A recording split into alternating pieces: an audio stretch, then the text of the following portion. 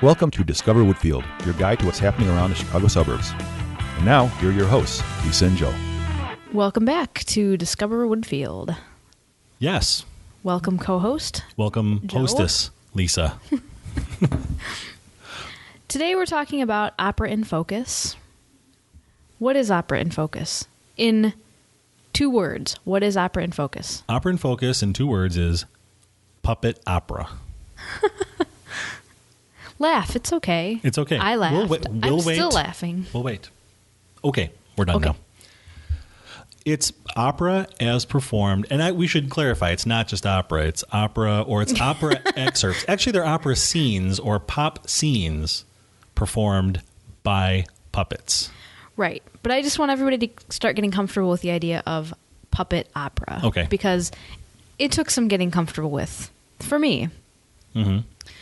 I wasn't sure what to expect. But let's talk for a minute about your conception of puppets. Okay. What do you think of when you think of puppets? I think of Elmo. Or the Cookie Monster, or...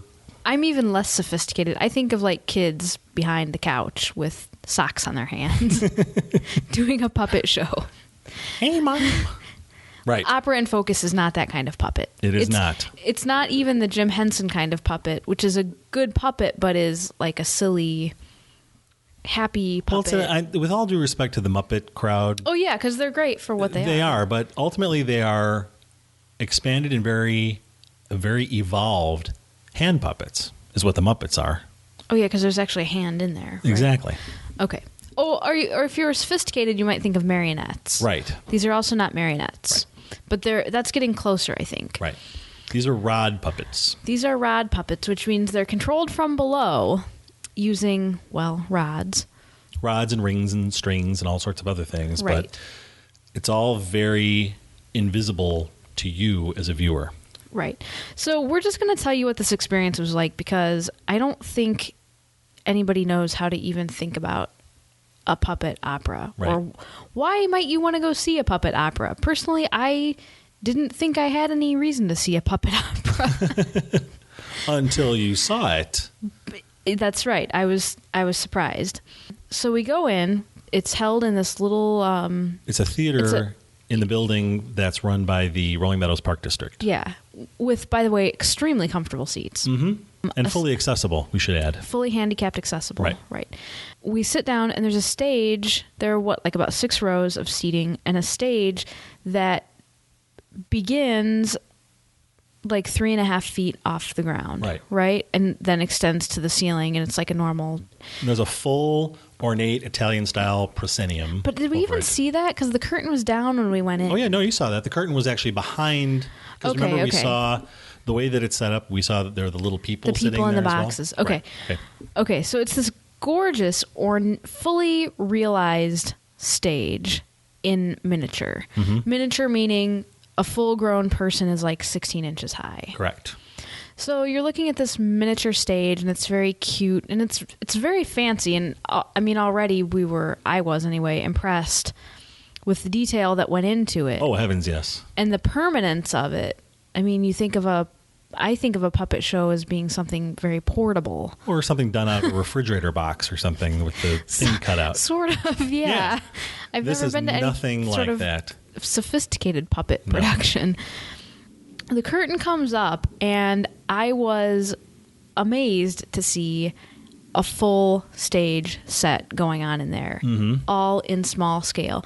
We got to go backstage later. They have these little tiny spotlights, like the size of a deck of cards. Yeah, with little tiny gels over them, just like yeah. In the theater. And they have all of the action, or most of the action, takes place inside around.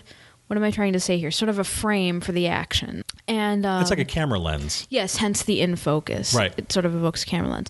And behind that, there are at least 5 more circles where different sets can be put in front of and behind other sets. So it's a fully 3-dimensional set with all this depth to it, everything on a small scale, and within 10 minutes... I had forgotten that I was watching 16-inch puppets that were 30 feet away. I felt like I was watching, I don't even know what. like giant puppets that.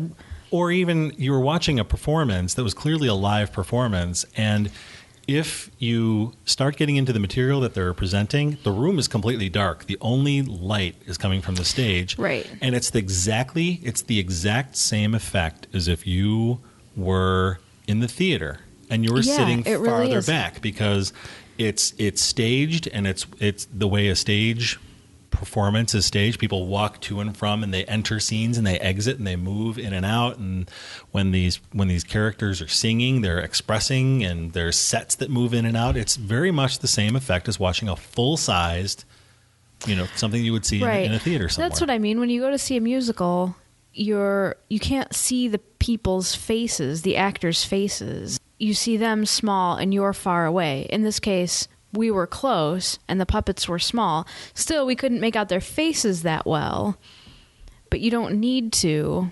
Because they're fully costumed, the sets are fully realized. Right, and the performances are... really, you feel like you're just watching a stage performance from a long way away. Mm-hmm. And the point about the puppets themselves is that they are... These rod puppets, which were designed by a gentleman by the name of Bill Foster, which we'll go into the history of this in a little bit. The way these puppets move and the way the mechanics of these things are designed, they're very sophisticated and very lifelike in the way that they move. Mm-hmm. And also, with the fact that these are very accomplished puppeteers who do this as well, they know how to make these characters move, and it's very cool. Right. You would still have the question, why opera? I mean, here you have these great puppets, and opera, really? It totally works, because opera has a huge sound and not necessarily so much going on stage. It's not like Britney Spears running back and forth singing. Typically in opera... Or even like a musical like... Oklahoma. Or yes, or Les Mis. All these French people dying. In opera... Sorry, okay. I had a friend who used to say that. All these French people dying. Are you sure it wasn't you? No, I love Les Mis. No, I know. You cry. We digress. Anyway, unlike that, where there's a story going on that you can see happening very clearly, in opera... Well, I don't know that much about opera, but opera's not like that. But for some reason, it works perfectly to have these little puppets apparently producing this huge vocal sound, but they also can be very expressive in their movements because they don't actually have to sing, which was something that was kind of in my head, and then the puppeteer we talked to after the show confirmed that opera singers don't move that much because they can't, because they have to breathe. I mean, you really have to breathe. You got to belt it out. To sing like that. So it is live action, but I mean, they're not live people, I guess. They're puppets. But with the live action that's going on and the huge expressive sound, it works so well. It really does. And the puppets are so small, and the opera is so huge. And the way it's presented is just amazing. Now we should talk about the repertoire, because I think we've gotten past the puppet part. Now let's get past the opera part. And I don't say that, I don't mean that in a bad way. No, but let's call it like it is. But I think a lot of people are turned off when they hear they're like, opera. You know, who's going to go see, who wants to see an opera done by puppets on a Saturday afternoon, you know? But what they do is Opera in Focus they actually don't do full operas. What they do are scenes. They have about, they have about 100 scenes that they do, and they put them together based on, you know, how they feel the audience is going to react, and the staging and all that other good stuff. What they usually do is, when they do straightforward opera presentations, it's usually 3 or 4 scenes from 3 or 4 different operas. Right. Now there are phases where they've done an entire opera or excerpts of an opera over the space of, you know, the show is about an hour and a half long. Right. So today we saw an abridged version of Hansel and Gretel. Right. It was all Hansel and Gretel, but not all of Hansel and Gretel. Right. It was the beginning, the middle, and the end, and it was in English. Right. They did not present it in German. Why don't you read like a more typical show? Yeah. For example, they do they'll have there's a presentation that's coming up in March, which is going to be they're doing parts of La Boheme by Puccini. They're doing part of Student Prince by Romberg. All of that will be in one show. So they'll do a scene, they'll set the stage, they'll do a scene, they'll do the performance, and they fade out, and then they fade back in on another scene and do another piece. They also do pieces which involve, they call it their Pops at the Puppet Opera. Mm-hmm. In fact, when they kick off their next season, which begins February 6th of next year. Now, they are still doing shows this year, and we'll talk about that in a second. But they do something called Pops at the Puppet Opera, and they do parts of The Wizard of Oz. We saw. Jeez, careful over there. They do parts of The Wizard of Oz. We saw the Dorothy puppet, which looks exactly like Judy Garland. Only little. Not at this performance that we saw. Judy Garland did not show up in Hansel and Gretel. This is later. One Hand, One Heart from West Side Story. Yeah, later Judy was hanging out backstage. Judy was hanging out along with Natalie Wood and all the people back there. Yeah, West Side Story, and then Sound of Music. We got to see Maria from The Sound of Music hanging around backstage as well. Little mini Julie Andrews. So on a more typical night, you might see maybe something you do know and maybe something you don't know, or you can go for the all pops and see all stuff you do know. So what they did with the show that we saw, which was Hansel and Gretel by Humperdinck, it was 3 abridged acts presented entirely in English. And the folks from Opera and Focus said the reason that they did this was, number one, because they want to make sure that they're keeping the attention of the audience, especially the kids. Mm-hmm. Yeah. They might not be able to follow the story if it was in German. So presented in English, a narrator comes on before each act and says what's going to happen in the scene. Actually, yeah, that's kind of key. And then you get to see the performance. And each act is begun with Opera and Focus's signature character, which is a little miniature Arturo Toscanini, and they call him Tusky or something. Yeah, Tusky, who sort of stands up he comes up at the very front of the stage area. And then he turns and he bows, and everyone claps in the audience. And then he waves his baton, and he starts to direct, ostensibly an orchestra in the pit. Right. And it's a very cute touch. It really is. So the presentations run the gamut from pops types of thing, popular type of music, and show tunes and whatnot. They do Porgy and Bess. They do parts of Man of La Mancha and Carousel and Kismet. They also have there's a Jeanette MacDonald and Nelson Eddy. We saw Jeanette MacDonald's dress in a box. Yeah. But the great thing about this is if you think you might like opera, but maybe you're not willing to commit $100 and 3 hours to an opera, right, you can come see some parts. And maybe you'll find you really have a taste for it, and maybe you'll find you want to stick with the puppet format. Mm-hmm. And the folks we spoke to also said that they have had kids who come in and after seeing this express an interest in either puppetry or opera or classical music. Yeah, yeah. Which is pretty interesting. Now, we should give a little bit of the history of Opera and Focus as well. Okay. It was started by a gentleman by the name of Bill Fosser, who was actually an art director on several major motion pictures out in Hollywood. And he had set up a theater. He was a part of a theater called the Kungsholm, which was actually located in the McCormick Mansion at Russian, Ontario in Chicago years ago. And they created something called the Kungsholm Miniature Grand Opera. It's a Swedish style of puppetry. This Mr. Fosser, he designed and built most of the puppets. In fact, the Tosky puppet he had built and designed himself. And how old did Justin say he was? More than 50 years old. Yeah. And all of these puppets are made by hand, as Justin Snyder, who was the gentleman we were talking with over there, had said, there's not a Puppets R Us store or anything or like that. Puppet Depot. Puppet Depot. They build everything by hand. They design the costumes by hand. They design the puppets by hand. They have this little tiny sewing machine. The sets, the whole thing. It's fascinating. And the one thing that really catches me is the fact that there are so many different skills. It's the same small group of people who do everything. They design the sets. They design the sets. They perform the shows. They set up the music. They set the lights. They run the lights. They do the whole thing. Design the costumes. Build it out. Oh, we should maybe clarify. They don't sing. No. They get soundtracks that they play. These are all recorded soundtracks that they perform too. They do outsource that, you could say. Outsourced or subcontracted, something like that. And it's amazing because it's completely different sets of skills. and they do all of these, and they're just amazing. The performances, the expressions are amazing, and it's wonderful. Yeah, it really is. It is. We were speaking with one of the other puppeteers, and we asked the question about if you have a performance like Hansel and Gretel, where you have 5 main characters: Hansel, Gretel, the parents, and the witch, and then there's a fairy and a Sandman. They switch off. And so the puppeteers actually switch off because there are 2 or 3 people under the stage doing all this stuff. And they manage to, but the whole thing has to be choreographed, because at some point you have to know when to stop moving one puppet, when to move over to the other side, scoot over to the other side of the stage. Right, because it's the way the puppets move across stage. At some point, it's easier to switch people than to, if 2 puppets trade places, it's easier to just trade puppets than to cross paths under there. Exactly. Because there's room for the puppets to move, but there's not necessarily room for the people to move.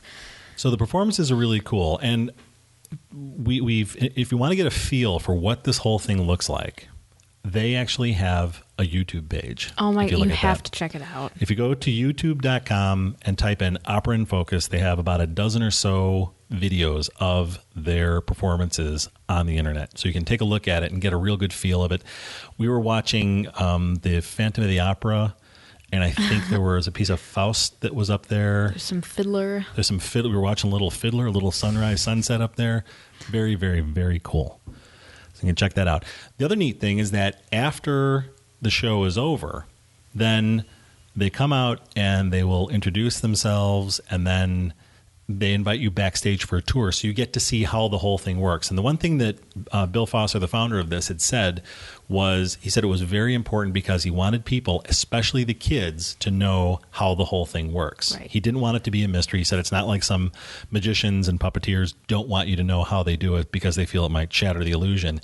He was determined to make sure you saw exactly how these puppets and how everything works. Well, it's important to know because it's not robotics, it's not computers, it's people. It's a true art form, or an art and craft. It really is, and it's a fun thing to do. We did it on a rainy Saturday afternoon, so it was a perfect way to spend a rainy Saturday afternoon. We didn't have kids with us, but the kids in the audience were all. Actually, there were some older kids. The kids in the audience were really interested in it. I'm not sure they understood all the singing because it was still opera style, which can be hard to understand. Right. But they were pretty quiet during the performance. I think they were pretty interested in that whole thing. They were. They probably were. There were a bunch of kids who were like 4 or 5, 6 years old. Right. Who were really into it. And I think everybody was just kind of blown away. Oh, absolutely. And Opera in Focus has been at this location at the Rolling Meadows Park District since 1993. So if a person wanted to go see Opera in Focus, what do they need to do? They would call 847-818-3220, extension 186 during normal business hours.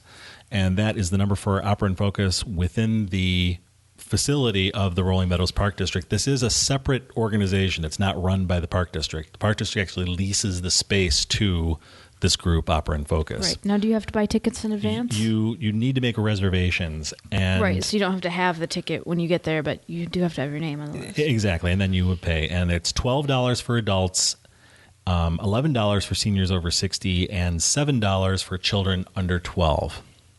And reservations are required. Now, the performances that they do are done... I would just like to say that's a steal. It really is. It's more than a movie, but... Dude, you are getting a lot more than a movie. And especially when you see the work that goes into this. Yeah. Yes. The work they do is amazing. The performances are on Wednesdays and Saturdays at 1:30 p.m. And the schedule actually changes. Yeah, I guess you'd want to check do they have a website? They do. It's operainfocus.com. So go check it out. I'm sure all the info's there. Right. And you don't have to scramble to write it all down now. Right. And you can also get the repertoire for the rest of 2007. They actually have a Christmas... The Hansel and Gretel performance that we saw is going to be running through December 8th. And then on December 12th through the 22nd, they're doing a Christmas offering, which is Act 1 and Act 3 of Puccini's La Bohème, and their beautiful White Christmas interlude featuring 3 magically staged Christmas carols. That does sound good. So seriously, check out operainfocus.com. Check out their YouTube page. Justin Snyder also told us about they have a Wikipedia page as well. So you can check that out as well. Really? All this information's out there. This is a really nice bunch of people, and they really are heavily into their art. And what was the word you used when you were talking to Justin about this? And you said that infectious. Infectious, that's the word. Yes, he's infectious. But he's a really nice guy. No, go ahead. Continue. No, really, their enthusiasm is infectious, contagious. But we mean that in the best possible way. Virulent. No, they're really nice people. They are very into it. Right. They're just really great, and they're doing this because they love it, and you can tell. And we can't say enough great things about this. This was a lot of fun, and it's a real, dare I say, it's really a treasure here in the Northwest Suburbs of Chicago. Is. We don't really see that is very often. But. And in all seriousness, if you live in the North or anywhere within the sounds of our voices, by all means, check it out. It's a great place to go, great place to be. Yes. Check it out. So we would like to thank Justin Snyder for his hospitality and for showing us around even after they did the backstage tour. He even spent more time with us to give us more background on Opera in Focus. Mm-hmm. And as always, like to thank Alyssa Ulo from the Woodfield Chicago Northwest Convention Bureau for setting this up for us as well. Yes. That's great. And we'd also like to invite all of you, if you're listening to this as well, we'd also like to invite you to join us for our other podcast, Cheap Date, which can be found at cheapdateshow.com. And I think that's about it. What more is there to say? No, I don't. Okay. Thanks again for listening, everybody, and we will talk to you next time. Good night. Thanks for downloading Discover Woodfield. Be sure to visit our website at chicagonorthwest.com, or you can email us at discoverwoodfield@gmail.com. Discover Woodfield is produced for the Chicago Northwest Convention Bureau by Cheap Date Media at cheapdatemedia.com.